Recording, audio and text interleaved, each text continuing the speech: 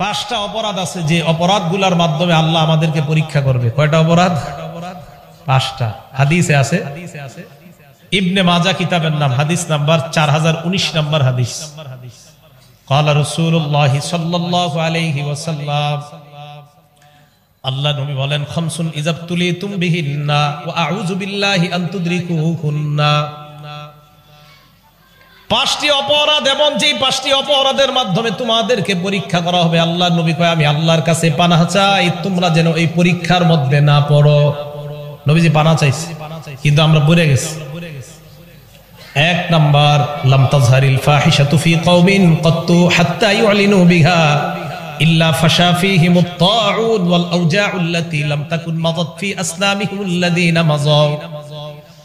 এক নাম্বার, লাম তাজহারিল ফাহিশাতু ফি কওমিন, কোন সম্প্রদায়ের মাঝে যখন অশ্লীলতা ছড়ায় পড়বে, বেহায়াপনা অশ্লীলতা যখন কোন সম্প্রদায়ের মাঝে ছড়িয়ে পড়বে, হাত্তা ইউলিনু বিহা, অশ্লীলতার বেহায়াপনা ছড়িয়ে যাওয়ার পর এই অশ্লীলতা আবার ঘোষণা করবে। খুব ভালো করে এই জায়গাটা শুনেন, অশ্লীলতা ছড়িয়ে পড়ার পর এটা আবার ঘোষণা করবে। ঘোষণা কি করবে? এক তো অশ্লীল কাজ করবে, আবার ঘোষণা করবে। কয়েকদিন আগে আমাদের দেশে অশ্লীল কাজ হয়েছে, আবার ঘোষণা ব্যাপকভাবে, আবার প্রশংসিত হয়েছে। তো নবীজি বলেন, অশ্লীলতা যখন ছড়ায় পড়বে, হাত্তা ইউলিনু বিহা, আবার ঘোষণা করবে যে তিনি আমাদের সম্মানিত একজন মেহমান, এই মেহমানকে আমাদের সম্মান করা দরকার। হ্যাঁ, অশ্লীল কাজ যে করে তাকে মেহমান বলা এবং তাকে সম্মান করার কথা বলা। তো নবীজি বলেন, শুধু তাই না, এই অশ্লীলতাকে সাপোর্ট করে এটা আবার ছড়িয়ে আবার ঘোষণা করবে, এটা কোনো ব্যাপার না। তো নবীজি বলেন, অশ্লীল কাজ করবে কয়েকজন, আমরা যারা আছি আমরা বাধা দেই নেই, আমরা ভালো মানুষ দাবি করি নিজেদেরকে, মসজিদুত তাকওয়ায় নামাজ পড়লাম, বাধাও দেই নেই। তো নবীজি বলেন, ইল্লা ফাশা ফীহিমুত তাউন, ওই সম্প্রদায়ের মাঝে আল্লাহ পাক রব্বুল আলামিন প্লেগ রোগের মতো মহামারী রোগ আল্লাহ দিয়ে দিবেন। এরপর আল্লাহ নবী বলেন, ওয়াল আওজাউল্লাতী লাম তাকুন মাদাত ফি আসলাফিহিমুল্লাযীনা মাযাউ, এমন এমন নতুন নতুন রোগ আল্লাহ দিয়ে দিবে যে রোগ অতীতের কাউকে আল্লাহ দেয় নাই, এমন রোগ ওই জনগণকে আল্লাহ দিয়ে দিবেন। এই যে দেখেন কত রোগ এখন আমরা নাম শুনতেছি, করোনা, এরপরে যেন কি ওমিক্রন, আরো কত কিছু আসবে, হেলেনা, ধুলেনা, মাতেনা, কথা কয় না, কত নাম আসবে, নার্গিস, সিডর, কত গজবের নাম আসবে। নবীজি বলেন, আগে যেগুলা ছিল না, এই গজব আল্লাহ পাক রব্বুল আলামিন দিবে। এজন্য মনে রাখবেন, করোনা ভাইরাস তো আল্লাহ উঠায় নিতে চায়। অন্য সম্প্রদায়ের কথা চিন্তা করেন, যাদের মাঝে গজবের মাত্রা ছিল 7 দিন, কারো গজবের মাত্রা আরো বেশি, কারো কম, 7 দিন, 3 দিন, 1 দিন, এত বেশি পরিমাণে গজবের মাত্রাটা স্থায়ী হয় নাই। অথচ আমাদের উপর কতটা নারাজ আল্লাহ যে এই গজব কতটা স্থায়ী হচ্ছে আপনি দেখেন, কিন্তু আমরা অপরাধ ছাড়ছি না, বরং আমাদের ভাবসাব এমন যে করোনা না, আরো ভয়ঙ্কর কিছু আসলেও সমস্যা নাই, আমরা ঘোষণা করে করে গুনাহ করব, দেখি আল্লাহ কিভাবে আটকায়। এই হালাত চলতেছে আমাদের। কি বড় ভয়ঙ্কর গজব থেকে আমরা উঠলাম, কিভাবে আমাদের দেশে অপরাধ সংগঠিত হয়।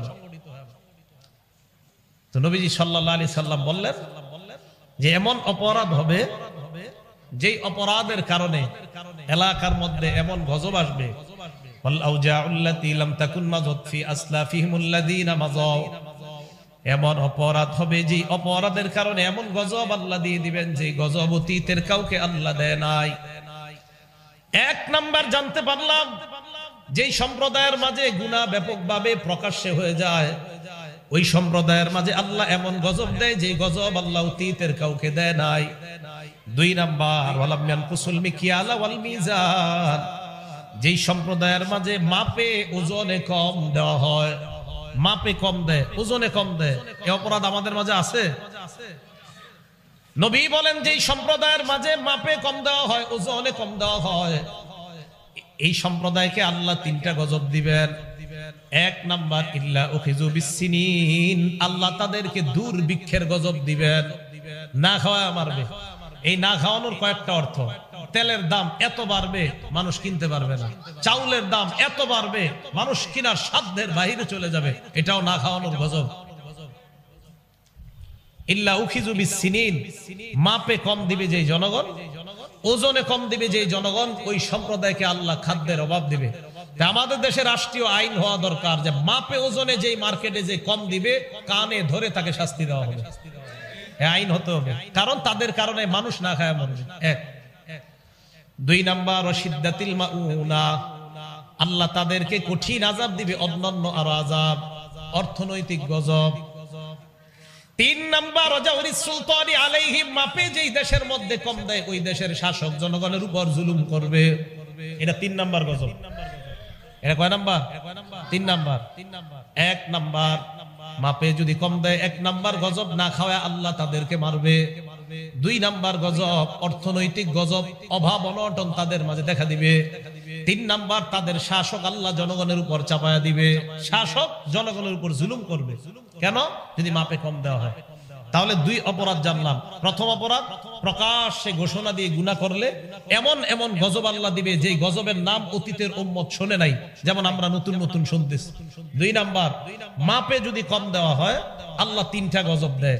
1 নাম্বার খাদ্যের অভাব, 2 নাম্বার অর্থনৈতিক অভাব, আরো অনেক ভয়ঙ্কর আযাব। 3 নাম্বার আল্লাহ ওই দেশের শাসককে জনগণের উপর চাপায়া দিবে, জনগণের উপর অত্যাচার করবে। এই গেল 2 নাম্বার অপরাধ। অপরাধ নাম্বার 3, ওয়ালাম ইয়ামনাউ যাকাতা আমওয়ালিহিম, যেই দেশের মানুষ টাকা হওয়া সত্ত্বেও যাকাত দেয় না। কি এরকম টাকাওয়ালা নাই যারা যাকাত দেয় না? আছে। ওয়ালাম ইয়ামনাউ যাকাতা আমওয়ালিহিম, যাকাত আদায় করে না যারা, টাকা থাকার পরেও যাকাত আদায় করবে না। ইল্লা মুনিউল মাতার মিনাস সামা, আসমান থেকে বৃষ্টি বন্ধ করে দেওয়া হয়। নবী বলেন লাউলাল বাহাইম, এরপরেও যেই দেশের মানুষ যাকাত আদায় করে না ওই দেশের মধ্যে যদি তোমরা বৃষ্টি দেখো তখন বুঝবা আমি আল্লাহ তোমাদের মানুষকে বৃষ্টি দেই নাই, হাইওয়ান জানোয়ার চতুষ্পদ জন্তু যারা আছে তাদের শান্তির জন্য আমি আল্লাহ বৃষ্টি দিয়ে দিলাম, তোমাদেরকে দেই নাই। লাউলাল বাহাইম লাম ইউমতারু, যদি হাইওয়ান জানোয়ার না থাকতো, হাঁসগুলা সাঁতার কাটার মতো প্রাণী না থাকতো, সাপ সাঁতার কাটবে এই প্রাণীগুলা যদি না থাকতো, জলহস্তি পানিতে নাইমা একটু আরাম নিবে এই প্রাণীগুলা যদি না থাকতো, আমি আল্লাহ বৃষ্টি দিতাম না। দেই ওই প্রাণীর কারণে, তোমাদের কারণে দেই নাই। তোমরা যেইভাবে যাকাত দাও না, আমি তো আল্লাহ চাইছি পুরো বৃষ্টি বন্ধ করে দিতে, প্রাণীদের কারণে আমি বৃষ্টি দিচ্ছি। এই গেল 3 নাম্বার অপরাধ। তো যাকাত যারা দেয় না, মনে রাখবেন যাকাত আপনারা যারা আদায় করেন নাই, কিয়ামতের ময়দানে পা থেকে একটা সাপ পেঁচাইতে পেঁচাইতে আপনার এই জায়গায় আসবে, আসার পর বলবে আনা কানজুক আনা মালুক, আমি তোমার সঞ্চিত মাল, আমি তোমার সঞ্চিত সম্পদ। আল্লাহ আমাদেরকে হেফাজত করেন, আল্লাহ আমাদেরকে হেফাজত করেন। আল্লাহ পাক রব্বুল আলামিন বলেন ইয়াউমা ইউহমা আলাইহা ফি নারি জাহান্নামা ফাতুকওয়া বিহা জিবাহুহুম ওয়া জুনুবুহুম ওয়া যুহুরুহুম হাযা মা কানাসতুম লিআনফুসিকুম ফাযুকু মা কুনতুম তাকনিজুন। ইয়াউমা ইউহমা আলাইহা ফি নারি জাহান্নাম, যারা স্বর্ণ রূপা জমা করে রাখছে, যাকাত দেয় না, স্বর্ণের যাকাত দেয় না, রূপার যাকাত দেয় না, এই স্বর্ণ আর রূপাগুলাকে ইয়াউমা ইউহমা আলাইহা ফি নারি জাহান্নাম, জাহান্নামের আগুনের মধ্যে গলানো হবে, গলিয়ে এইগুলার মাধ্যমে ছেদ দেওয়া হবে। ফাতুকওয়া বিহা, আজীব এক শব্দ আল্লাহ বলছেন, ফাতুকওয়া বিহা জিবাহুহুম, সূরা তাওবা আয়াত নাম্বার 35 দেখেন, তুকওয়া বিহা জিবাহুহুম, তুকওয়া কারে কয় দেখেন, কাওয়ায়াকবি কাইয়ান মানে ইস্ত্রি করা, লন্ডি করা। এই যে দোকানদার লন্ডি করে না, ইস্ত্রি আমরা জামা কাপড় দেই না, এই জামা কাপড় যেটা দিয়ে ডলে এটাকে মিকওয়া বলা হয়, মিকওয়া লন্ডি। আল্লাহ বলেন ফাতুকওয়া বিহা, আজীব শব্দ। যে একটু দেখেন তো, আজকে আপনারা ট্রাই করবেন, লন্ডি দোকানে গিয়ে হাতটা রাখবেন আর উনি ওনার ইস্ত্রিটা আপনার উপরে দিবে, হ্যাঁ, ফাতুকওয়া বিহা জিবাহুহুম, তার কপালের মধ্যে ছেদ দেওয়া হবে এইভাবে। যাকাত যে দেয় না, জিবাহুহুম ওয়া জুনুবুহুম, তার পাশে, ওয়া যুহুরুহুম, তার পিঠে। আল্লাহ 3 অঙ্গের কথা কেন বললেন? কপালের কথা কেন বললেন? পাশের কথা কেন বললেন? পিঠের কথা কেন বললেন? আজীব 3 শব্দ আল্লাহ বলছে। যাকাত যারা যাকাত দেয় না, 1 নাম্বার তারা কপাল কুঁচকায়, আমার টাকা দিমু না, তাই কপাল। 2 নাম্বার, যাকাত দাতার কাছে যখন যাকাত চাইবেন, এ আপনারে প্রথমে তো কপাল কুঁচকাবে, এরপরে আবার যদি বলেন স্যার এটা তো দেওয়া উচিত, দেওয়া দরকার, এটা তো না দিলে ঠিক না, তখন আপনারা আস্তে ধীরে এই পার্শ্ব দেখাবে, আরে যাও তো। এই জন্য আল্লাহ 2 নম্বরে বলছে পার্শ্ব। আবার চাইবেন 3 নম্বরে পিঠ দেখায় বলবে যাও, তাই 3 অঙ্গের কথা বলছে, মানে বাকি অঙ্গ বাদ না। 3 অঙ্গ সাধারণত টাকাওয়ালারা দেখায়, তাই 3 অঙ্গের কথা বলছে আল্লাহ। দিবে তো সব জায়গায় সে ফাতুখওয়া বিহা জিবাহুহুম ওয়া জুনুবুহুম ওয়া যুহুরুহুম হাযা মা কানাসতুম লিআনফুসিকুম ফাযুকু মা কুনতুম তাকনিজুন। আল্লাহর পক্ষ থেকে বলা হবে, নাও মা কানাসতুম লিআনফুসিকুম, খাও খাও, এটাই তোমরা কামাই করেছিলে, এখন খাও, এখন তোমরা খাও। এই খাও মানে ভালো খাওয়া না, এটা গজব, এই শাস্তি আপনাকে দেওয়া হবে। তো সাপ আপনার এই জায়গায় এসে বলবে, আমি তোমার মাল, আমি তোমার সঞ্চিত সম্পদ। আল্লাহ যারা জাকাত অতীতে দেন নাই তাদের বকেয়া জাকাতগুলা আদায় করার তৌফিক দান করেন। সামনের থেকে যেন সবাই জাকাত আদায় করতে পারে, আল্লাহ তৌফিক দান করেন। এগুলো 3 নাম্বার অপরাধ। অপরাধ নাম্বার 4, ওয়ালাম ইয়ামকুযু আহদাল্লাহি ওয়া আহদা রাসূলি, যেই সম্প্রদায় আল্লাহর সাথে ওয়াদা করেছে, অঙ্গীকার করেছে, যেই বিষয়গুলা নবীর সাথে অঙ্গীকার করেছে, যেই বিষয়গুলা, ওই বিষয়গুলা যারা আদায় করে না। আল্লাহর সাথে আমরা ওয়াদা করেছি, আল্লাহ 5 ওয়াক্ত নামাজ দিছে, আল্লাহ আমরা ওয়াদা করেছি, আল্লাহ আর তার নবীর সাথে সব যা যা বলবে আমরা করব। নবীর সাথে আল্লাহর সাথে আমরা ওয়াদাবদ্ধ ইসলামে ঢুইকা, যে আল্লাহ আপনি যা বলবেন তা মানবো, নবী যা বলছে তা মানবো। আল্লাহর সাথে আপনি ওয়াদাবদ্ধ, আপনি সুদ খাবেন না, নবী আপনাকে জানায় দিছে আপনি সুদি কারবার করবেন না। এই ওয়াদা যা যা যত ওয়াদা করছেন, আপনি ওয়াদা ভঙ্গ করতেছেন। বলেন আমাদের দ্বারা কি 1-2টা ওয়াদা ভঙ্গ হয় না? অসংখ্য অগণিত, অসংখ্য অগণিত। তাহলে এই অপরাধের কারণে কি হবে? এই জায়গাটা মন দিয়ে শোনেন, এটার শাস্তি কি? ইল্লা সাল্লাল্লাহু আলাইহিম আদুওয়াম মিন গায়রিহিম, ওই জাতির উপর আল্লাহ দুশমনকে শত্রু হিসাবে চাপায়া দেয়। দুশমনকে ওই দেশের শত্রু হিসাবে চাপায়া দেওয়ার পর ফাখাযু মা ফি আইদিহিম, তোমাদের হাতের সম্পদগুলো ওই দুশমন নিয়ে নিবে। তোমাদের সম্পদ দুশমন নিবে। তোমরা মুসলমান, আমি আল্লাহর সাথে ওয়াদা করছো, নবীর সাথে ওয়াদা করছো, একের পর এক তোমরা অপরাধ করতেছো, তখন আমি দুশমনকে তোমাদের উপর চাপায় দিব, ওই দুশমন তোমাদের সম্পদ নিয়ে যাবে। এই কথা গবেষণা করেন রাতে শুয়ে শুয়ে, এটা কি বুঝাইতে চাইতেছে? দুশমন বসবে, আমাদের দামি দামি সম্পদ দুশমন নিবে। কে নিবে? হ্যাঁ, খুঁজেন দেখেন, এরকম দুশমন নেয়নি। কথা কি বুঝে আসছে? চাপাই দিবে, দুশমনকে আল্লাহ শত্রু বানাবে। এই দুশমন আপনার মূল্যবান দামি সম্পদ নিবে। বিসমিল্লাহ। 5 নাম্বার অপরাধ, ওয়ালাম তাহকুম আইম্মাতুহুম বিকিতাবিল্লাহ, যেই দেশের শাসক আল্লাহর কোরআন অনুযায়ী ফয়সালা করবে না, বিচার আল্লাহর কোরআন অনুযায়ী করবে না, যেই দেশের শাসক ইসলাম অনুযায়ী দেশ পরিচালনা করবে না, ইল্লা সাল্লাতাল্লাহু আলাইহিম বাসাহুম বাইনাহুম, আল্লাহ তাদের আপোষের মধ্যে যুদ্ধ লাগায়া দিবে। আপোষের মধ্যে আল্লাহ যুদ্ধ লাগায়া দিবে।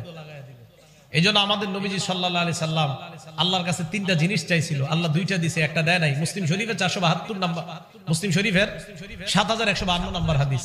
এই হাদিসের মধ্যে আসছে নবীজি সাল্লাল্লাহু আলাইহি সাল্লাম আলিয়া নামক জায়গা থেকে আসছে। আসার পর ফামার রবি মসজিদি বনি মুআবিয়া, এমন একটা মসজিদ নাম মসজিদে বনি মুআবিয়া, এটা সামনে দিয়ে নবী গেলেন।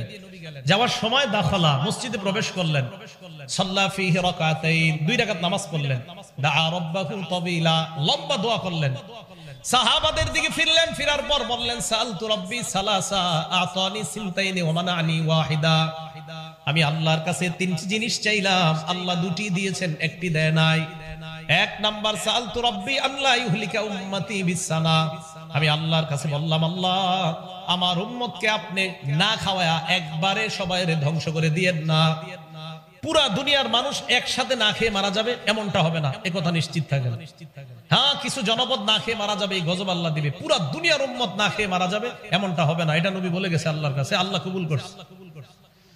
ওয়াসালতু রাব্বি আল্লাহ ইউহলিকা উম্মতি বিল গরাক, আমি আল্লাহর কাছে দোয়া করলাম আল্লাহ আমার উম্মতকে একবারে ফেরাউন বাহিনীর মতো আপনি ডুবায়া মারবেন না। আতানিহা, আল্লাহ এই দোয়াটা কবুল করে নিয়েছেন, আমাদের এই উম্মত একবারে ডুবে সবাই মারা যাবে না। 3 নাম্বার আমি দোয়া করলাম সালতু রাব্বি আল্লাহ ইয়াজআলা বাসাহুম বাইনাহুম, আল্লাহ আমার উম্মতের মাঝে আপনি এক দল আরেক দলের উপর চাপায়া দিয়েন না, যুদ্ধ বাধায়া দিয়েন না। মানা আনিহা, আল্লাহ এটা আমার দোয়া কবুল করে নাই, তাই তো বর্তমানে দেশে দেশে যুদ্ধ। ওই যে এটা কবুল হয় নাই, এই জন্য যুদ্ধ।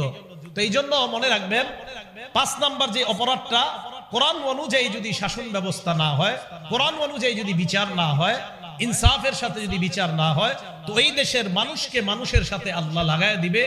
এক মানুষ আরেক মানুষের সাথে শত্রুতা করবে, মুসলমান মুসলমানের সাথে শত্রুতা করবে এই অপরাধের কারণে। আল্লাহ আমাদের সকলকে যেই কোনো ধরনের গুনাহ অপরাধ থেকে বেঁচে থাকার তৌফিক দান করেন। মুসলিম শরীফের 5018 নম্বর হাদিস, قال رسول الله صلى الله عليه وسلم لعن الله, আল্লাহ ওই ব্যক্তিকে অভিশাপ দেয়, মান লাআনা ওয়ালিদা, যেই ব্যক্তি তার পিতামাতারে অভিশাপ দেয়। কোন ব্যক্তি তার পিতামাতারে অভিশাপ দেয়, মা বাবারে কয় আপনারা মইরা যেতে পারেন না, আপনাদের মতো মা বাবা দরকার নাই। লাআনাল্লাহু মান লাআনা ওয়ালিদা, পিতা মাতাকে যেই ব্যক্তি অভিশাপ দেয় তাকে আল্লাহ অভিশাপ দেয়। 2 নাম্বার লাআনাল্লাহু মান যাবাহা লিগাইরিল্লাহ, ওই ব্যক্তিকে আল্লাহ অভিশাপ দেয় যেই ব্যক্তি আল্লাহ ছাড়া অন্যের নামে পশু জবাই করে। যেই ব্যক্তি আল্লাহ ছাড়া অন্যের নামে পশু জবাই করে, খুব মন দিয়ে শুনেন এই জায়গাটা, যেই ব্যক্তি আল্লাহ ছাড়া অন্যের নামে পশু জবাই করে তার উপরে আল্লাহ অভিশাপ দেয়। বুখারী শরীফের 7520 নম্বর হাদিস, আব্দুল্লাহ ইবনে মাসউদ রাদিয়াল্লাহু তাআলা নবীজিকে প্রশ্ন করলেন, আইয়ুয যামবি আযম ইনদাল্লাহ, হুজুর আল্লাহর কাছে সবচেয়ে বড় অপরাধ কোনটা? নবীজি জবাব দিলেন, আনতা জাআলা লিল্লাহি নিদ্দান ওয়া হুয়া খালাকাক, তুমি আল্লাহর সাথে কাউকে অংশীদারিত্ব সাব্যস্ত করা অথচ আল্লাহ তোমাকে বানাইলেন। আল্লাহর সাথে শিরিক করা অথচ আল্লাহ তোমাকে বানাইলেন, তো আল্লাহর সাথে শিরিক করা এটা সবচেয়ে বড় অপরাধ, নবীজি সাল্লাল্লাহু আলাইহি সাল্লাম বলে দিলেন। এখন আমরা শিরিক কিভাবে করি একটু মন দিয়ে শুনেন। আমরা কিছু কিছু সুন্নত পালন করতে গিয়ে শিরিক করি। সুন্নত পালন করতে তো হবেই, কিন্তু সুন্নত পালন করতে গিয়ে আকীদা নষ্ট করে কোনো শিরিক করা যাবে না। নাসাই শরীফের 1214 নম্বর হাদিসে আছে, নবীজি কবর জিয়ারত করছেন। আন আবি হুরায়রা রাদিয়াল্লাহু তাআলা আনহু قال যারা রাসূলুল্লাহ সাল্লাল্লাহু আলাইহি ওয়াসাল্লাম কবর উম্মি, আল্লাহ নবী তার মায়ের কবর জিয়ারত করলেন। কথাটা মনে রাখেন, মুসলিম শরীফের 5019 নম্বর হাদিস থেকে গেলাম বুখারীর 7520, বুখারীর 7520 থেকে আসলাম নাসাই শরীফের 1214 নম্বর হাদিসে। আবার আগের জায়গায় ফিরে যাব আমরা। নবীজি সাল্লাল্লাহু আলাইহি সাল্লাম তার মায়ের কবর জিয়ারত করলেন, করার পর ফাবাকা, নিজে কাঁদলেন, ওয়া আবকা মান হাওলা, আশেপাশে সাহাবা যারা সবাইকে কান্না করাইলেন। সাহাবাদের দিকে আল্লাহর নবী তাকিয়ে বললেন, জুরুল কুবুর ফাইন্নাহা তুযাক্কিরুকুমুল মাউত, তোমরা কবর জিয়ারত করো, কবর জিয়ারত তোমাদেরকে মৃত্যুর কথা স্মরণ করায়া দিবে। কবর জিয়ারত করো, কবর জিয়ারত তোমাদেরকে মৃত্যুর কথা স্মরণ করায়া দিবে। তাহলে হাদিস থেকে পাইলাম কবর জিয়ারত করা সুন্নত। এবার আপনি কবর জিয়ারত করতে গেলেন, আপনাদের এই মসজিদুত তাকওয়ার পক্ষ থেকে আপনারা সিলেট ঘুরতে গেলেন, আল্লাহর সৃষ্টি দেখতে গেলেন, ঘুরতে ঘুরতে হঠাৎ আপনাদের মনে হলো শাহজালাল রহমতুল্লাহর কবরটার কাছে যাই, তো গেছেন। যাওয়ার পর শাহজালাল রহমতুল্লাহকে আপনাদের মাঝে এক মুসল্লি শাহজালাল রহমতুল্লাহর জন্য আল্লাহর কাছে দোয়া করছে, আল্লাহ শাহজালাল রহমতুল্লাহর কবরটা আপনি আলোকিত বানান, জান্নাতের মর্যাদা আরো জান্নাতের উঁচু মাকাম বানায় দেন। আল্লাহ শাহজালাল রহমতুল্লাহর কবরটা আপনি আলোকিত বানান। মাহবুব গো শাহজালাল আমাদের দেশে আইসা শিরিক বেদাত এমন ভাবে দূর করছে, আল্লাহ মেহেরবানি করে শাহজালাল রহমতুল্লাহর মর্যাদা আরো বাড়ায় দেন। খুব দোয়া করলেন। শেষের দিকে আপনি বললেন, ও বাবা শাহজালাল, আমি ধানমন্ডি থেকে আসছি, জিগাতলা থেকে, আমার 5 বছর সন্তান হয় না, একটা সন্তানের ব্যবস্থা করে দাও। আপনি এতক্ষণ সব আল্লাহরে বললেন, শেষে সন্তানটা শাহজালালের কাছে যাইলেন, শিরিক করলেন। এটা কি করলেন? কবর জিয়ারত করা সুন্নত, সুন্নত পালন করতে গিয়ে আপনি শিরিক করলেন, আকীদা নষ্ট করলেন।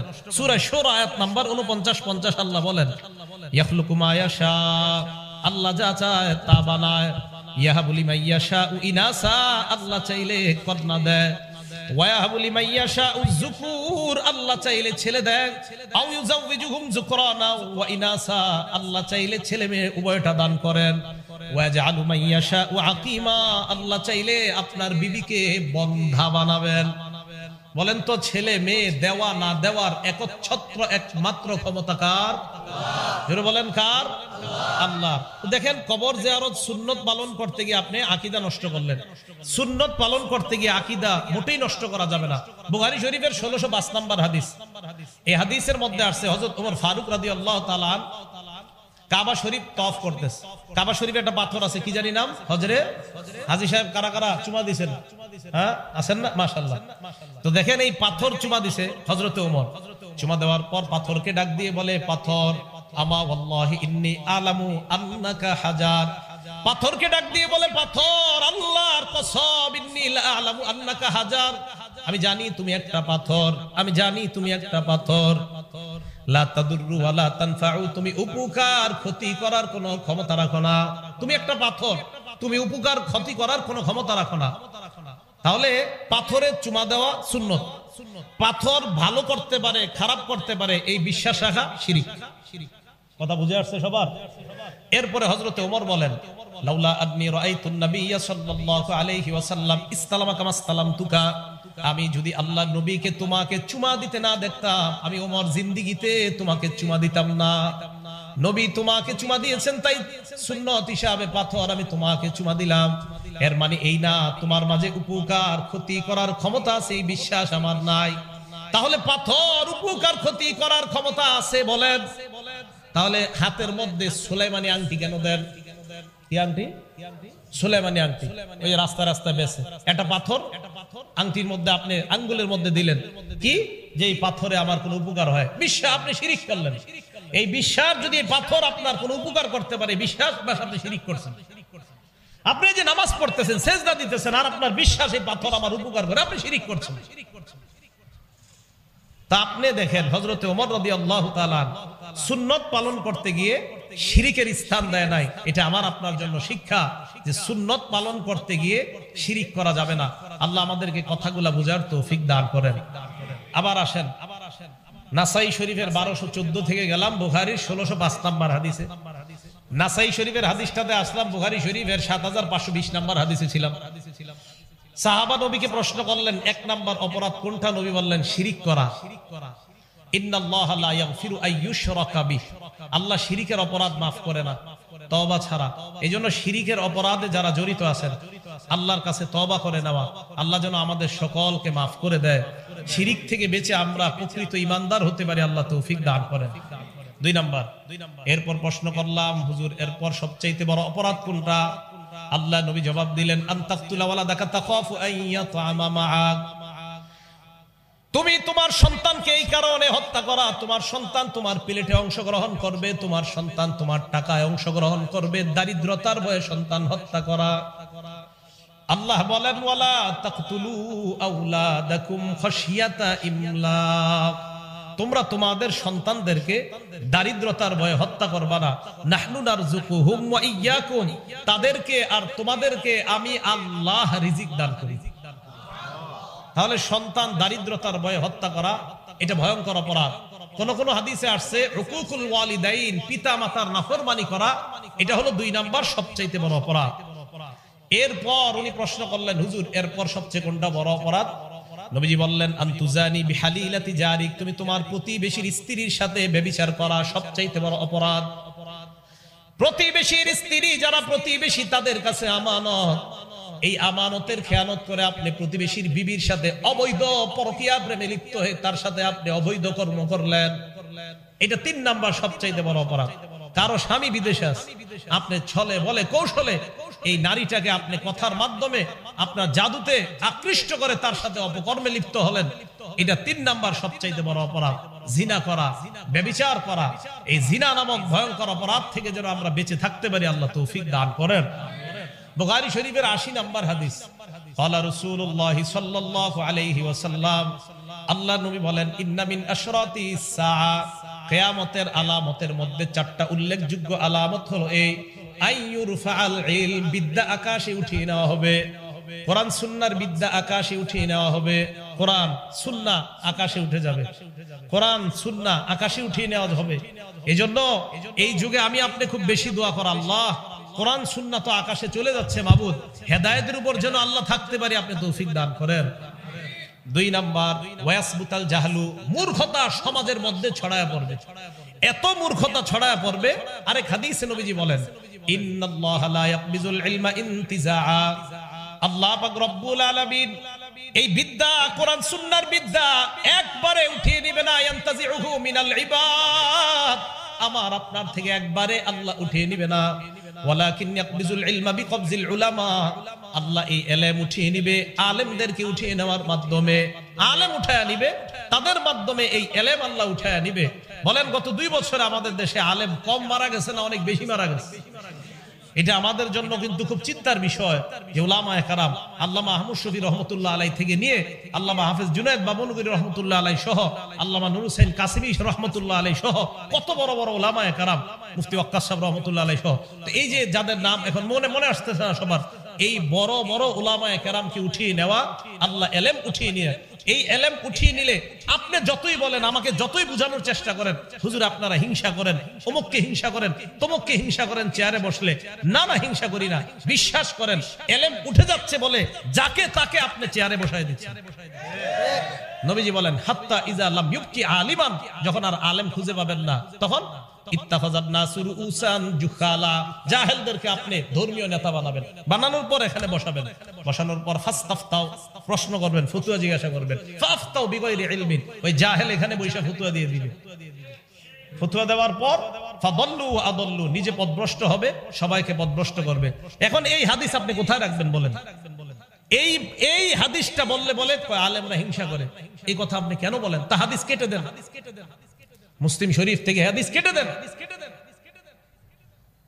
এটা হিংসা না, মনে রাখবেন। অযোগ্যরা চেয়ারের মধ্যে বসা মানি এলেম দুনিয়া থেকে বিদায় নিচ্ছে। তাই আপনি অযোগ্য কাউকে কোরআন শুদ্ধ না, হাদিস শুদ্ধ না, একটা আয়াত সুন্দর মতো পড়তে পারে না, হাদিসের একটা ইবারত দিলে দাঁত 34টা ভাঙার সম্ভাবনা, তাকে আপনি যদি আপনি দেন যে না আমি আপনাকে ফতোয়া দেওয়ার জন্য বানাইলাম, সেখানে সে বসে তখন বলবে সিনামাজে জায়েজ নাই, এটা কোরআনের কোন আয়াতে আছে? তখন এখানে এটা বসে বলবে হুজুররা বলে গান বাজনা জায়েজ নাই, এটা কোরআনের কোন আয়াতে আছে বলবে? কেন? আল্লাহ এলেম উঠায় নেবে, মূর্খতা ছড়ায় পড়বে, তখন মূর্খ এখানে বসে অন্য মূর্খদেরকে শিখাবে, বাস মূর্খ মূর্খ মূর্খ। আল্লাহ আমাদেরকে হেফাজত করেন। বুখারীর 80 নম্বর হাদিস বলতেছে, 1 নম্বর এলেম উঠিয়ে নেওয়া হবে, 2 নম্বর মূর্খতা ছড়ায় পড়বে, 3 নম্বর ওয়ায়ুশরাবাল খাম, মদ পান বৃদ্ধি পাবে, মাদকের জয় জয়কর অবস্থা হবে, মদ পান বৃদ্ধি পাবে। হাদিসের মধ্যে আছে 4 শ্রেণীকে জান্নাত না দেওয়াই আল্লাহর হক, এর মধ্যে একজন মুদমিনুল খাম, যে ব্যক্তি মদ পান অবস্থায় মারা যায় তারে জান্নাত না দেওয়াটাই আল্লাহর হক। কিছুদিন আগে আমাদের দেশে ভয়ঙ্কর অনুষ্ঠান হয়েছে, সেখানে ভয়ঙ্কর ভাবে মদ পান করা হয়েছে। আল্লাহ আমাদেরকে হেফাজত করেন। 4 নম্বর ওয়াজহার জিনা, জিনা সমাজের মধ্যে ব্যাপকভাবে ছড়িয়ে পড়বে। বলেন তো কি ছড়িয়ে পড়বে? জিনা প্রত্যেকের ঘরে ঘরে প্রতিনিয়ত হচ্ছে। হ্যাঁ, প্রত্যেকের ঘরে ঘরে প্রতিনিয়ত জিনা হচ্ছে। দলিল বুখারী শরীফের 6612 নম্বর হাদিস। ক্বালা রাসূলুল্লাহ সাল্লাল্লাহু আলাইহি ওয়াসাল্লাম, আল্লাহ নবী বলেন ইন্নাল্লাহা কাতাবা আলা ইবনি আদম হাজ্জাহু মিনাজ জিনা, আমাকে, ওনাকে, আলেমকে, আপনাদেরকে সবাইকে আল্লাহ জিনা নামক পরীক্ষা দ্বারা পরীক্ষা নিবে। সবাইকে, এই হাদিসে সবাই অন্তর্ভুক্ত। জিনার পরীক্ষা দিয়া সবাইকে আল্লাহ পরীক্ষা করবে। নবী বলেন আদ্রাকা যালিকা লা মুহালাতা, এই পরীক্ষা আমার উম্মতের সবাই পড়বে, কোনো সন্দেহ নাই। এবার বলতে পারেন হুজুর কি বলেন আপনি, আমরা তো অনেকেই জিনা করি না। হ্যাঁ, এবার দেখেন জিনা করেন কিনা। নবী বলেন ফাজিনাল আইনি আন-নাজ, চোখের জিনা হলো দেখা, চোখের জিনা। এবার আপনি রাস্তা দিয়ে হাঁটতেছেন, আমি মনে করেন আমি একজন আলেম, আমি রাস্তা দিয়ে হাঁটতেছি, আমি একটা নারীর দিকে তাকাইলাম, তাকানোর পর সূরা নূরের 30 নম্বর আয়াতে আল্লাহ কয়, এই হুজুর নিচে তাকাও, কুল্লিল মুমিনিনা ইয়াগুদ্দু মিন আবসারিহিম, নবী আপনি ঈমানদারকে বলেন তারা যেন নজর নিচের দিকে রাখে। এখন আমরা নজর নিচে নিলাম, দেখেন একটা অবৈধভাবে কোন নারীর উপর নজর পড়ছে, আমরা নজর নিচে নিলাম। এবার শয়তান কয় নজর উপরে উঠাও, উঠাও। আলীকে আল্লাহ রাসূল বলে ইয়া আলী লা তুতবি'ন নাজরাতান নাজরা, আলী একবার নজর পড়ার পর দ্বিতীয়বার নজর দিও না। ফা ইন্নালাকাল উলা ওয়া লাইসাত লাকাল আখিরা, প্রথমবার মাফ, দ্বিতীয়বার মাফ না। এবার আপনি শয়তান বারবার কয় তাকাও, আপনি তাকান না, ঠিক আছে, হ্যাঁ আপনি যদি তাকান, আবার ইস্তাশরাফাহা শয়তান, শয়তান আপনার সামনে একটা কালো মেয়েও যদি বোরকা ছাড়া পর্দা ছাড়া হাঁটে, এই মেয়েটাকে আপনার চোখে মোহনীয় করে আপনার সামনে উপস্থাপন করবে। এটা নবীজি হাদিসে বলেছে। 1 নাম্বার চোখের জিনা দেখা। এখন দেখেন আপনি দেখলেন ওয়াজিনাল লিসান আল মানতিক, মুখের জিনা, কথা বলা। অপরিচিত রং নাম্বারে একটা মেয়ের সাথে আপনি কথা বললেন, আপনারা হয়তো এরকম হয় না, যেই জায়গায় হয় এটা বলতেছে, সম্ভবত আপনাদের জীবনে এগুলো ঘটেই নেই। তো রং নাম্বারে একটা মেয়ের সাথে কারো কথা হইল, কথা হওয়ার পর এবার দেখেন রাতের বেলা বিছানায় শুয়ে চিন্তা করতেছে, মেয়েটা না জানি দেখতে কেমন, আহারে তার চোখ কেমন, তাকে না জানি দেখতে কেমন। ঠিক এরকম কল্পনা হতে পারে কিনা? নবীজি বলেন ওয়ান নাফসু তামান্না ওয়া তাশতাহি, মন কল্পনা করবে, এটা মনের জিনা, চোখের জিনা, বলার জিনা, কানের জিনা করলেন শোনার পর, এই যে যা শুনলেন কানের জিনা। এরপর নফস দিয়ে আপনি কল্পনা করলেন মনের জিনা। পরের দিন আবার কথা বললেন, এবার আপনাদের ফিক্সড হলো সাক্ষাৎ করবেন। সাক্ষাতে আপনি হাঁটতে হাঁটতে রওনা করলেন, পায়ের জিনা আপনার চলতেছে। এরপর আপনি সাক্ষাতে গেলেন মেয়েটার সাথে, মেয়ে শরীরের মধ্যে আকর্ষণীয় কোন সেন্ট সুগন্ধি ব্যবহার করে আসছে, আপনি তার শরীরের ওই ঘ্রাণ নিলেন, আপনার নাকে ভালো লেগে গেল, এটা নাকের জিনা। বলার জিনা, শ্রবণ করার জিনা, চোখের জিনা, কল্পনার জিনা। মোবাইলে চ্যাটিং করছেন আপনি অবৈধভাবে, মোবাইলে আপনি চ্যাটিং করছেন অবৈধভাবে, লেখছেন আপনি, কিউরিওসিটি আপনার জাগছে, what are you doing now, কি করছো এখন? মেয়েটা আপনাকে পাল্টা জবাব দিল যে আমি এটা করছি সেটা করছি, আর আপনার ভালো লাগতেছে। আফটার দেন এরপর কি বলো, এক এক করে বলতে থাকো। আর মেয়ে আপনাকে বললো, আপনি কল্পনায় আনছেন, আপনি হাতের জিনা করছেন, এটা আপনার হাতের জিনা। এখন আপনারা দেখবেন প্রতিদিন ঘরে ঘরে জিনা হয় কিনা চিন্তা করেন। আমি বলছি না হয়, আমি আশাবাদী না হোক, কিন্তু ঘরে ঘরে এই জিনা হয় কিনা আপনারা দেখবেন। রাসূল আকরাম সাল্লাল্লাহু আলাইহি সাল্লাম বললেন জিনা ব্যাপকভাবে সমাজের মধ্যে ছড়ায় পড়বে। নবীজি বলেন আমার উম্মত জিনা করবে কি? আমার উম্মত জিনা করাকে হালাল মনে করবে। আরে জিনা করা কি মনে করবে? হ্যাঁ, হালাল মনে করবে। সহিহ বুখারী হাদিস নাম্বার 5590 নাম্বার হাদিস। قال رسول الله صلى الله عليه وسلم, আল্লাহ নবী বলেন লা ইয়াকুনান্না মিন উম্মতি আকওয়াম, আমার উম্মতের মধ্যে একদল মানুষ এমন হবে ইস্তাহিল্লুনাল হিররা, যারা জিনা করা হালাল মনে করবে, ওয়াল হারিরা, রেশমের পোশাক হালাল মনে করবে, ওয়াল খামরা, মদ পান তারা হালাল মনে করবে, ওয়াল মাআজিফা, বাদ্যযন্ত্র তারা হালাল মনে করবে, ঢোল তবলা হালাল মনে করবে। বাদ্যযন্ত্র, ওই যে বললাম না, এইখানে বৈশাখ কয় বাদ্যযন্ত্র, ঢোল তবলা, গান বাজনা হারাম, এটা কোরআনের কোন জায়গায় আছে? নবীজি কয় আছে, মানে আমার উম্মত তো এটারে হালাল মনে করবে, ও তো গুনাহ মনে করবে না। ও তো গান গাওয়াকে হালাল মনে করবে, এটা ও গুনাহ মনে করবে না। বলেন এই যুগ কি আসবে না চলতেছে? চলতেছে। আমরা গুনাহকে গুনাহ মনে করতেছি না, এই যুগ আমাদের চলতেছে। আল্লাহ আমাদেরকে হেফাজত করেন। বিসমিল্লাহ।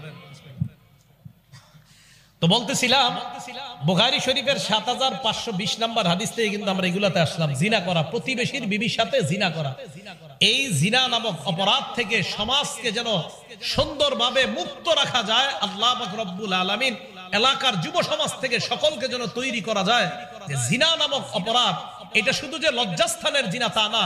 নবী তো বলছেন আল ফারজু ইউসাদ্দিকু যালিকা ওয়া ইউকাযযিবুহু, জিনা বাস্তবে যেটা হয় এটার আগে যে জিনাগুলো হয় ব্যাপকভাবে হবে, এক পর্যায়ে ওই জিনাই তাকে আসল জিনার দিকে ধাবিত করবে। এইজন্য আল্লাহ কোরআনে বলছে লা তাকরাবুজ জিনা, জিনা করিও না, এটা বলে নাই, বলছে লা তাকরাবুজ জিনা, জিনার কাছেও যেও না। এই আয়াতের ব্যাখ্যা দেখবেন, যেই জিনিস তোমাকে জিনার দিকে নিয়ে যায় ওই জিনিসের কাছেও তুমি যেও না। তাহলে জিনা আমাদেরকে, যে জিনিস আমাদেরকে জিনার দিকে নিয়ে যায়, এই জিনিসের কাছে যেতে আল্লাহ নিষেধ করেছেন। এখন দেখেন মোবাইলের মাধ্যমে, ইলেকট্রনিক মিডিয়ার মাধ্যমে আপনারা যারা প্রযুক্তি ব্যবহার করেন, এখন আমার বিরুদ্ধে হয়তো ফেসবুকে স্ট্যাটাস দিয়ে দিবেন এই হুজুর বিজ্ঞান বুঝে না, প্রযুক্তির বিরোধিতা করে। আমি প্রযুক্তির বিরোধিতা করি না, কিন্তু যদি প্রযুক্তি চালাইতে গিয়ে আপনার 90 ভাগ গুনাহ হয়, 10 ভাগ যদি ভালো হয়, আমি বলছি আপনার মতো লোক প্রযুক্তি চালানো দরকার নাই, যার প্রযুক্তি দিয়ে 90 ভাগ গুনাহ হয়। আপনি প্রযুক্তিতে আপনাকে গুনাহ করাইতেছে 90 ভাগ। আপনি বলবেন হুজুর আমি আপনার বয়ান শুনি ইউটিউবে প্রতিদিন 10টা, আপনি আমার 10 বয়ানের সাথে যদি 1 মিনিট গান দেখেন নিয়মিত ইউটিউবের মধ্যে, আমি বলবো আমার বয়ান দেখার জন্য আপনি ইউটিউবে ঢুকেন না, ওই শুধু 1 মিনিট গানের জন্য আপনি ইউটিউবে ঢুকাই দরকার নাই। কারণ 1 মিনিট কেন গান শুনবেন? ওয়াজ শুনবেন সওয়াবের নিতেই তো, আর গুনাহ করবেন না। আপনি ইউটিউবে ঢুকেন না, তাহলে আপনার গুনাহও দরকার নাই, আপনি 10টা সওয়াব দরকার নাই, আপনি একটা গুনাহ করেন না। আপনি 1000 রাকাত নফল নামাজ পড়বেন, আরেক দিক দিয়ে আপনি 10টা গুনাহ করবেন না, আপনি 10টা গুনাহ ছেড়ে দেন। 1000 নফল নামাজ না পড়া পারলে 10টা গুনাহ ছাড়েন না। যে বিষয়টা বুঝাইতে চাইলাম, গুনাহ আমাদেরকে শেষ করে দিচ্ছে, আমাদের সমাজটাকে ধ্বংস করে দিচ্ছে। কি স্কুল কলেজ আর যেই জায়গার ছাত্র ছাত্রী যাদেরকে বলবেন, সর্বত্র ইলেকট্রনিক মিডিয়ার গুনাহ আমাদের জীবনটাকে শেষ করে দিচ্ছে। পারিবারিক বন্ধনগুলা বর্তমানে ছিন্ন হওয়ার সবচেয়ে বেশি কারণ খুঁজেন ইলেকট্রনিক মিডিয়া। কোনো সন্দেহ নাই, স্বামী আরেকজনের সাথে সম্পর্ক করছে ইলেকট্রনিক মিডিয়া, স্ত্রী আরেকজনের সাথে সম্পর্ক করতেছে ইলেকট্রনিক মিডিয়ার মাধ্যমে। আল্লাহ আমাদেরকে হেফাজত করেন, আল্লাহ আমাদেরকে হেফাজত করেন। সর্বশেষ কথা, এইগুলা কেন? এই যে আমি কতগুলা গুনাহের পরিচয় দিলাম, এবার মুসলিম শরীফের 5018 নম্বর হাদিসটার পরে আমি বলছি অপরাধগুলা কেন হচ্ছে আমাদের। আল্লাহ পাক রব্বুল আলামিন লাআনা, অভিশাপ দেয় ওই ব্যক্তিকে যে পিতামাতাকে অভিশাপ দেয়, মনে আছে? ওখান থেকে কিন্তু এদিক গেছি। ওয়া লাআনা, আল্লাহ অভিশাপ দেয় ওই ব্যক্তিকে যেই ব্যক্তি আল্লাহর নাম ছাড়া পশু জবাই করে। ওয়া লাআনাল্লাহু মান গায়্যারা মানারাল আরদ, যেই ব্যক্তি জমিনের সীমানা উল্টাপাল্টা করে, আরেকজনের সম্পত্তি নিজের কবজায় নিয়ে ওই জায়গায় সীমানা নির্ধারণ করে দেয় যে এই সম্পত্তির মালিক ক্রয় সূত্রে অমুক গ্রুপ, আসলে আপনি অতটুক জায়গার মালিক না। নবীজি বলেন তোমাকে আল্লাহ অভিশাপ দেয়। তোমাকে আল্লাহ কি দেয়? অভিশাপ দেয়। একটা নিরীহ মানুষের জায়গা নিজের কবজায় নিয়ে লিখে দিয়েছেন ক্রয় সূত্রে অমুক এটার মালিক, আপনাকে আল্লাহ অভিশাপ দেয়। এটা আল্লাহর অভিশাপ আপনার উপরে চলতে থাকে, আল্লাহর অভিশাপ আপনার উপরে চলতে থাকে। আল্লাহ পাক রব্বুল আলামিন এই অভিশাপ থেকে যেন আমরা হেফাজত থাকতে পারি, আল্লাহ তৌফিক দান করেন।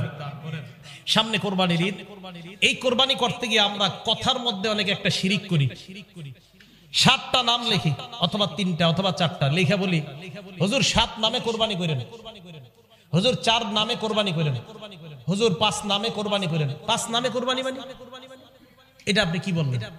4 নামে কোরবানি মানে হুজুর 3 নামে কোরবানি, আমরা 3 জন মিলে গরুটা কিনেছি হুজুর, আমাদের 3 ভাইয়ের পক্ষ থেকে আল্লাহর নামে কোরবানি করেন। 7 নামের পক্ষ থেকে আল্লাহর নামে কোরবানি করেন। এই কথার শিরিক থেকে বাঁচেন।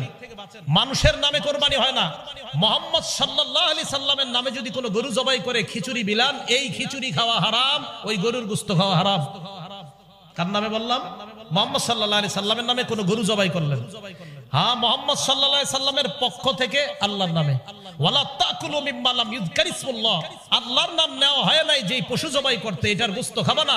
ফাকুলু মিম্মা যুকিরা ইসমুল্লাহ, ওই পশুর গোশত খাও যেই পশু জবাই করার সময় আল্লাহর নাম নেওয়া হয়। তাহলে বলেন তো, পশু, কোরবানির পশু, মুরগি, চড়ুই পাখি, এগুলা জবাই হবে কার নামে? আল্লাহর নামে, মানুষের নামে জবাই হবে না। তাহলে বলেন তো, খাজা মুঈনুদ্দিন চিশতি রহমতুল্লাহ আলাইহির নামে সিন্নি পাকানো, ওনার নামে গরু জবাই করা, এটা কি হালাল না হারাম? হারাম, এটা জায়েজ নেই। এই শিরিক সহ, জিনা সহ, ব্যভিচার, গান, বাদ্য আর জিনা নামক এই অপরাধগুলার মূল কারণ, সমস্ত অপরাধগুলার মূল কারণ হলো আমাদের মাঝে লজ্জাশীলতা কমে যাওয়া। বলেন কি কমে যাওয়া? লজ্জাশীলতা। আমাদের যুব সম্প্রদায় তো লজ্জা কমতে কমতে এত নিচে গেছে, লজ্জা নিজে বিয়ে করছে, বিয়ে করার পর নিজের বউয়ের যত কথা আছে বন্ধুদের সাথে বলে বেড়ায়। কার সাথে বলে বেড়ায়? বন্ধুদের সাথে। এক তো বিয়ের সময় নবীজি সাল্লাল্লাহু আলাইহি সাল্লাম বললেন, ইন্না আযমান নিকাহি বারাকা আইসারুহা মাউনা, ওই বিয়ে সবচেয়ে বরকতময় যেই বিয়েতে খরচ কম। আপনি গায়ে হলুদ নামক একটা অনুষ্ঠান করলেন, ভয়ঙ্কর, বিয়ের দিনও বিশাল বড় বড় পার্টি করলেন, আর যাদেরকে দাওয়াত দিলেন সাহেবরা এক জায়গায় বৈশা মুরগির রান, খাসির রান ফালানোর মধ্যেই তারা ফ্যাশন খুঁজে পায়। এই অপচয়গুলো আপনি করলেন। এরপরে যাক, বিয়ে করার পর পুত্রবধূ, আপনি বিয়ের আগে যখন পুত্রবধূকে দেখতে যায়, মনে রাখবেন ছেলের বিবি হওয়ার আগ পর্যন্ত শ্বশুরের জন্য ওই মেয়েকে দেখা হারাম। শ্বশুর তার পুত্রবধূকে পুত্রবধূ হওয়ার আগ পর্যন্ত দেখা হারাম। শ্বশুর মানে আমি আমার ছেলের পুত্রবধূকে, আমি আমার ছেলের পুত্রবধূ, আমার ছেলে বিয়ে করার আগ পর্যন্ত ওই মেয়েকে আমি দেখা হারাম। এখন আপনারা কি করেন? মেয়েটা দেখা ছবি উঠায়া সবার পাশাপাশি নিজের বাপ, ভাই, ভাইয়ের বোনের স্বামী টামি সবাইকে দেখান। এটা হারাম, এটা নাজায়েজ, এটা অন্যায়, এটা জায়েজ নাই। মেয়েটা দেখতে গিয়ে ছবি তুইলা পুরো দুনিয়ারে দেখায়, ফেসবুকে বন্ধুদেরকে দিয়া কয় দেখ কেমন লাগে, তোদের ভাবি হবে। এরপর বিয়ে করে, বিয়ে কইরা বাসর রাত হয়। মন দিয়ে শোনেন, হাদিসের বর্ণনা আবু দাউদ শরীফের 2174 নম্বর হাদিস। নবীজি সাল্লাল্লাহু আলাইহি সাল্লাম সাহাবাদের সামনে দাঁড়াইলেন, দাঁড়ানোর পর বললেন, এই সাহাবাদের মধ্যে যারা তোমরা পুরুষ আছো, ইজা আতা ইমরাআ আগলাকা বাবা ওয়া আলকা আলাইহি সিতরা, বিবির কাছে গেলা, যাওয়ার পর দরজা বন্ধ করলা, পর্দা ফালাইলা, এরপর আল্লাহ প্রদত্ত ভালোবাসা তোমাদের মাঝে সম্পর্ক কায়েম হলো, পরের দিন তুমি বন্ধুদের সাথে বসলা, বসার পর বললা ফালতু কাজা ওয়া কাজা, আমার এই হয়েছে তোদের ভাবির সাথে, সব বন্ধুকে বলে বেড়াইলা। তোমাদের মাঝে কি এরকম স্বভাব কারো আছে? সাহাবারা সবাই চুপ। নারীদেরকে বললেন তোমাদের মাঝে এই স্বভাব কাদের আছে? যারা তাদের বান্ধবীদের কাছে তোমাদের স্বামীর সাথে যা হয় এগুলা বলে বেড়াও। সব নারীরা চুপ। এক নারী সাহস করে দাঁড়িয়ে গেল, দাঁড়িয়ে বললেন ইয়া রাসূলুল্লাহ ইন্নাহুম লা ইয়াতাহাদ্দাসুনা ওয়া ইন্নাহুন্না লা ইয়াতাহাদ্দাসনা। পুরুষদের মাঝে কেউ কেউ এই অপরাধটা করে, নারীদের মাঝেও এই অপরাধটা কেউ কেউ করে ইয়া রাসূলুল্লাহ। নবীজি বললেন তাই নাকি? কয় হ্যাঁ। নবীজি বললেন যেই পুরুষ এই অপরাধ করে আর যেই নারী এই অপরাধটা করে তাদের দৃষ্টান্ত একজন শয়তান পুরুষ আর একজন শয়তান নারী রাস্তায় অপকর্মে মিলিত হইল, আর তোমার বন্ধুরা তোমাকে তাকায়া তাকায়া দেখতেছে। তুমি যদি বন্ধুদের সাথে বিবির কথা বলে বেড়াও আর বিবি যদি বান্ধবীদের সাথে স্বামীর কথা বলে বেড়ায়, তাদের ভালোবাসা মোহাব্বত পূর্ণ সম্পর্ক বলে বেড়ায়, নবী বলেন ওই স্বামী পুরুষ শয়তান আর ওই মহিলা নারী শয়তান। তারা নারী পুরুষ অবৈধ কাজে লিপ্ত হলো রাস্তা। তুমি এই রিয়াজুস সালিহিন 690 নম্বর হাদিস, নবীজি সাল্লাল্লাহু আলাইহি সাল্লাম বলেন ইন্না মিন আশাররিন নাস ইনদাল্লাহি মানজিলাতান ইয়াউমাল কিয়ামাহ আর-রাজুলু ইউফজি ইলাল মারআ ওয়া তুফজি ইলাইহি। ওই স্বামী সবচেয়ে নিকৃষ্ট হবে কিয়ামতের ময়দানে আল্লাহর সামনে, যেই স্বামী তার স্ত্রীর সাথে কি হয় না হয় সব বন্ধুদেরকে বলে বেড়ায়। ওই স্ত্রী সবচেয়ে নিকৃষ্ট মহিলা হবে আল্লাহর কাছে কিয়ামতের মাঠে, যে তার বান্ধবীদের কাছে সব বলে বেড়ায় স্বামীর সাথে কি হয় না হয়। এই অপরাধগুলো থেকে আল্লাহ আমাদের সমাজকে বেঁচে থাকার তৌফিক দান করেন। তো বলছিলাম এগুলা কেন হচ্ছে? সবগুলার মূল কারণ লজ্জা না থাকা। বলেন তো সবাই কি না থাকা? আমি বারে বারে এই কথা বলি, সবগুলার মূল কারণ লজ্জা না থাকা। খুব সংক্ষেপে শুনবেন, যদি পারেন মুখস্থ করে নেবেন, ঘরের মধ্যে কিছু কিছু পারলে টানায় রাখবেন। এক, লজ্জা এমন একটা জিনিস, নবীজি সাল্লাল্লাহু আলাইহি সাল্লাম লজ্জার ব্যাপারে অনেকগুলো হাদিস বলছেন।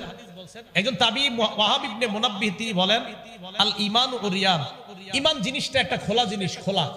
লিবাসুহু আত-তাকওয়া, ঈমানের পোশাক হলো আল্লাহকে ভয় করা। সুবহানাল্লাহ। ওয়া জিনাতুহু আল হায়া, ঈমানের সৌন্দর্য হলো লজ্জা। ঈমানের পোশাক তাকওয়া, ঈমানের সৌন্দর্য লজ্জা। দুই নাম্বার শুনেন, মান কাসাহুল হায়া সাওবা। আমি পাঞ্জাবি পড়ছি, আমার শরীরটা আপনারা কিন্তু দেখতেছেন না। যেই ব্যক্তির লজ্জার পোশাক পরে লাম ইয়ারান নাস আইবা, এই ব্যক্তির দোষ ত্রুটি তত বেশি মানুষের থেকে আড়াল থাকে, আল্লাহ হেফাজত করে। তিন নাম্বার, আমার সাথে বলেন, বলেন তো স্বতন্ত্র বৈশিষ্ট্য। বলেন সবাই, বলেন স্বতন্ত্র বৈশিষ্ট্য। এখন আমার সাথে বলেন, আমাদের স্বতন্ত্র বৈশিষ্ট্য হলো লজ্জা। আরো জোরে বলেন, আমাদের স্বতন্ত্র বৈশিষ্ট্য হলো লজ্জা। ইবনে মাজাহ হাদিস নাম্বার 4181 নম্বর হাদিস। ক্বালা রাসূলুল্লাহ সাল্লাল্লাহু আলাইহি ওয়াসাল্লাম, আল্লাহ নবী বলেন ইন্না লিকুল্লি দীনিন খুলুকা ওয়া খুলুকুল ইসলামি আল হায়া। নবীজি বলেন প্রত্যেকটা ধর্মের স্বতন্ত্র একটা বৈশিষ্ট্য আছে, ইসলামের স্বতন্ত্র বৈশিষ্ট্য হলো লজ্জা। সুবহানাল্লাহ। যার মাঝে লজ্জাশীলতা যত বেশি, তার মাঝে ইসলামের স্বতন্ত্র বৈশিষ্ট্য তত বেশি। চার নাম্বার, লজ্জা ঈমানের অঙ্গ। বলেন লজ্জা ঈমানের অঙ্গ। আপনার লজ্জা যত কম হবে বুঝতে হবে আপনার ঈমানের পাওয়ার তত কম। লজ্জা ঈমানের অঙ্গ। মুসলিম শরীফ হাদিস নাম্বার 59 নম্বর হাদিস, মোট হাদিস সংখ্যা হবে 7453। এই হাদিসের মধ্যে রাসূল করিম সাল্লাল্লাহু আলাইহি সাল্লাম বলেন আল হায়াউ শুবাতুম মিনাল ঈমান, লজ্জা ঈমানের অঙ্গ। পুরো হাদিসটা আল ঈমানু বিদউ ওয়া সাবউনা আও বিদউ ওয়া সিত্তুনা শুবা। নবীজি সাল্লাল্লাহু আলাইহি সাল্লাম বলেন ঈমানের 70টা শাখা অথবা 60টা শাখা। ফাআফজালুহা কাউলু লা ইলাহা ইল্লাল্লাহ, ঈমানের শ্রেষ্ঠ শাখা হলো লা ইলাহা ইল্লাল্লাহ। ওয়া আদনাহা ইমাতাতুল আযা আনিত তরিক, ঈমানের সর্বনিম্ন শাখা হলো রাস্তা থেকে কষ্টদায়ক বস্তু সরায়া দেওয়া। এই আমলটা করেন সবাই? হ্যাঁ করেন। বুখারী শরীফের 52 নম্বর হাদিস, তাহলে শুনেন, যারা না করেন আজকে থেকে করবেন। নবীজি বলেন বাইনামা রাজুলুন ইয়ামশি বিতরিক, আমার কোন উম্মত রাস্তা দিয়ে হাঁটতেছে, আজকে এই মাহফিল থেকে বের হয়ে রাস্তা দিয়ে হাঁটতেছেন, হাঁটার সময় ওয়াজাদা গুসনা শাওকিন আলা তরিক, একটা কষ্টদায়ক ইট পাইছেন, ইটের টুকরা, কলার সিলকা, একটা সুই পাইছেন, একটা কাঁটা পাইছেন, এটা আপনি রাস্তা থেকে সরায়া দিবেন। ফাআখারা, আপনি সরায়া দিবেন। নবীজি বলেন শাকারাল্লাহু লা ওয়া গফারা লা, ওই মুহূর্তে আল্লাহ আপনার উপর সন্তুষ্ট হয়ে আগের সব গুনাহ মাফ করে দেন। এই হাদিসের শেষে নবীজি বলেন ওয়াল হায়াউ শুবাতুম মিনাল ঈমান, লজ্জা ঈমানের অঙ্গ। আজকে থেকে মনে রাখবেন, আমার ইমানের অঙ্গ হলো লজ্জা। আমার এই লজ্জা যত পাওয়ার বাড়বে, আমার ইমানের অঙ্গের পাওয়ার তত বেশি। লজ্জার পাওয়ার যত কম, আমার ইমানের অঙ্গের পাওয়ার তত কম। তত বেশি সিনেমা হলে যাবেন, তত বেশি সিনেমা নাটক দেখবেন, কারণ আপনার পাওয়ার কম। 5 নাম্বার, এইদিকে তাকান, আমার দিকে, এই 2 আঙ্গুলের দিকে তাকান। বলেন 2 আঙ্গুলের দিকে তাকায় এবার বলেন তো একসাথে আছে না আলাদা? এবার তাকান। এটার নাম ঈমান, এটার নাম লজ্জা। কিতাবের নাম আল জামিউস সগীর, হাদিস নাম্বার 1959 নাম্বার হাদিস, 1959। নবীজি বলেন, ইন্নাল ঈমান ওয়াল হায়া কুরিনা জামিআ। শোনো উম্মত, ঈমান আর লজ্জা এইভাবে থাকবে, ঈমান আর লজ্জা এইভাবে থাকবে। বলেন তো ঈমান আর লজ্জা এখন আমার দিকে তাকায় বলেন একসাথে আছে না আলাদা? এখন দেখেন তো, নবীজি বলেন ফাইজা রুফিয়া আহাদুহুমা, লজ্জা যদি উঠে যায় রুফিয়াল আখর, আরেকটা অটোমেটিক চলে যায়। লজ্জা যত কমবে আপনার ঈমান তত কমবে। এই জন্য মনে রাখবেন, যে যত বেশি সিনেমা দেখে আপনাদের মাঝে, নাটক দেখে, গান শুনে, তার লজ্জা তত বেশি কম। এই জন্য সে তত বেশি গুনাহ করে। 6 নাম্বার, এবার দেখেন 3 আঙ্গুল। এটার নাম লজ্জা, এটার নাম ঈমান, এটার নাম জান্নাত। কিতাবের নাম তিরমিজি শরীফ, 2009 নাম্বার হাদিস। নবীজি বলেন, আল হায়াউ মিনাল ঈমান ওয়াল ঈমানু ফিল জান্নাহ। যার লজ্জা যত বাড়বে, তার ঈমান তত বাড়বে, সে তত দ্রুত জান্নাতি হবে।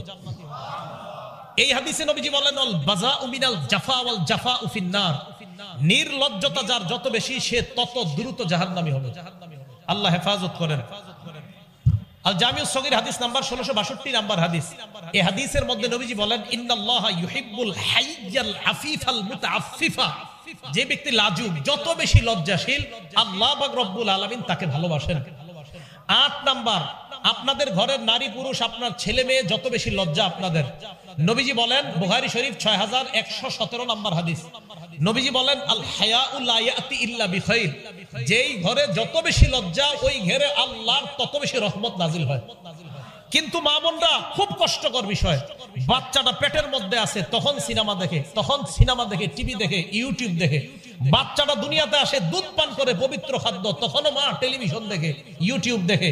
বাচ্চাটা বড় হয়, 2 বছর বয়সের সময়, এবার বাচ্চা নাকি কার্টুন না দেখলে খাবার খায় না, বাচ্চাকে এখন কার্টুন দেখায় খাবার খাওয়ায়। তো ছোটবেলা থেকে এই বাচ্চাকে নির্লজ্জ বানাইতেছেন। এটার বয়স যখন 15 হবে, 12 থেকেই এই বাচ্চা গুনাহকে গুনাহই মনে করবে না। আপনি ছোট থেকে বাচ্চাটারে শেষ করে দিচ্ছেন। মনে রাখবেন, বুখারী শরীফের 893 নাম্বার হাদিস, মা বাবা আল্লাহর সামনে দাঁড়ানোর জন্য প্রস্তুত হয়ে যান। এই সন্তান আপনি কিভাবে পাললেন? আল্লাহ হেফাজত করেন। 9 নাম্বার, বুখারী শরীফের 6120 নাম্বার হাদিস। নবীজি সাল্লাল্লাহু আলাইহি সাল্লাম বলেন, ইন্না মিম্মা আদরাকান নাস মিন কালামিন নবুওয়াতিল উলা। আগের যত নবী দুনিয়াতে গেছে, সমস্ত নবী তার উম্মতকে বলছে, ইজা লাম তাস্তাহি ফাসনা মা শিতা। তোমার লজ্জা না থাকলে যা মন চায় তুমি তা করো। আপনাদের এই ধানমন্ডির খবর আমি জানি না, লালবাগার মিরপুরের খবর আমি জানি। 25 বছর, 30 বছর, 22 বছরের ছেলেরা এতটুকু প্যান্ট পরে, এদিকে পরে, হ্যাঁ, এতটুকু প্যান্ট পরে, আর সিগারেট টানে এইভাবে, নির্লজ্জ আর বেহায়ার মতো। অনেকে আমরা বলি, ওমকে world famous actor, world famous actress. ওই ওয়ার্ল্ড ফেমাস অ্যাক্টর যদি এতটুকু প্যান্ট পরে, ওয়ার্ল্ড ফেমাস অ্যাক্ট্রেস যদি এতটুকু প্যান্ট পরে, হ্যাঁ, যেমনি ভাবে ওয়ার্ল্ড ফেমাস সারা পৃথিবীর শ্রেষ্ঠ অভিনেতা, সারা পৃথিবীর শ্রেষ্ঠ অভিনেত্রী, আপনারা আজকে থেকে আরেকটা লাগায়া দিবেন, জি পাশাপাশি তারা 2 জন সারা পৃথিবীর শ্রেষ্ঠ নির্লজ্জ আর বেহায়া। নবী সাল্লাল্লাহু আলাইহি সাল্লাম বলছে, আবু দাউদ শরীফ 4014, আবু দাউদ 4015, আবু দাউদ 4017, আবু দাউদ 4018, সবগুলো রানের ব্যাপারে।